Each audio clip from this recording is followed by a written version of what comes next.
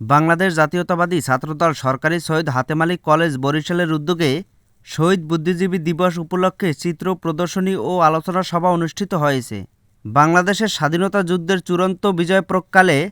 পাকিস্তানি হানাদার বাহিনী ও তাদের দোসর রাজাকার আল-বদর আল-শামস বাহিনী কর্তৃক বাংলাদেশের বুদ্ধিজীবী এবং জাতির মেধাবী সন্তানদের নৃশংস হত্যার স্মরণে ১৪ই ডিসেম্বর শনিবার দুপুর ১২টায় কলেজের অডিটোরিয়াম কক্ষে এই আয়োজন করা হয়। উক্ত অনুষ্ঠানে উপস্থিত ছিলেন